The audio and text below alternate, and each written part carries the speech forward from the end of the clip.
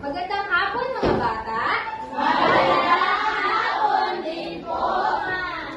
Gusto niyo bang makarinig na isang kwento? Oo!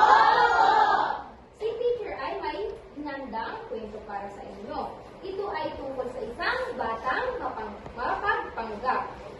Ang pamagat ng ating kwento ngayong hapon ay The Child Pushover.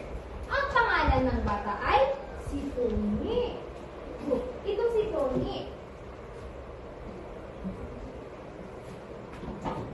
Ito si Tony. Mahal niya ang kanyang mga magulang. Pero mas mahal niya na malagi niyang gusto na nasa kanya lang ang atensyon ng kanyang pamilya. Tapos, kapag nakakaramdam si Tony ng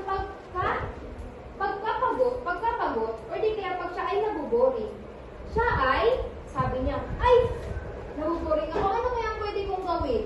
Sabi niya, alam ko na, mag-iiyak-iyakan ako para marinig nila.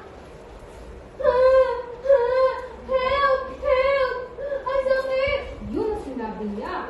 Tapos, nung nandoon na ang kanyang pamilya sa kanya, tinawanan niya, naloko ko kayo.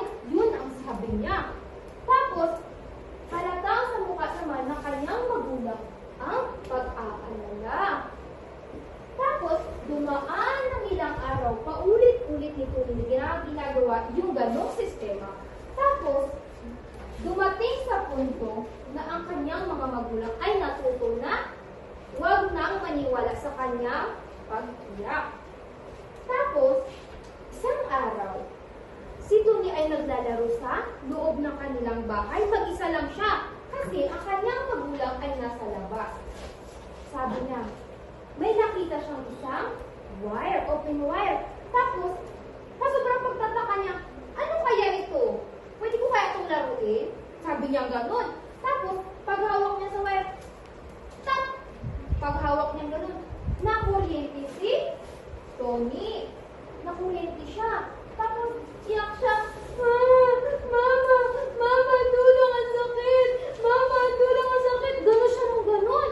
Pero hindi naniwala ang kanyang magulang. Sabi ng magulang niya, hay nako, yan na naman si Tony.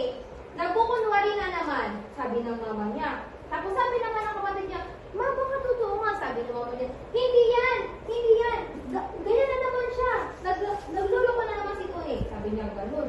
Tapos tumagal ang iyak ni Tony. Sabi ni Tony, halos hindi na siya makahinga sa kakayak, sabi ng mama niya. Parang hindi naman normal yung iyak ni Tony. Parang sobrang sakit na nararamdaman niya. Baka totoo na yun. Tapos ang ginawa ng magulang niya, tumakbo na mabilis doon sa loob ng bahay.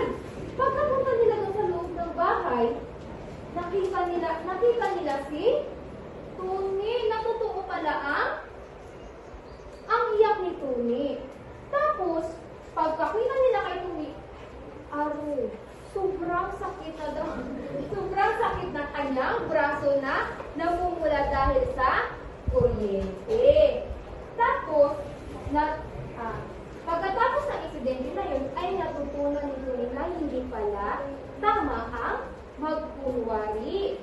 Na dapat ay iwasan natin maging magpanggap para hindi tayo mapahamak.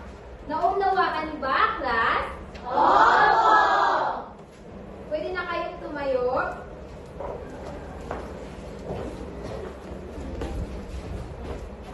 Goodbye, class.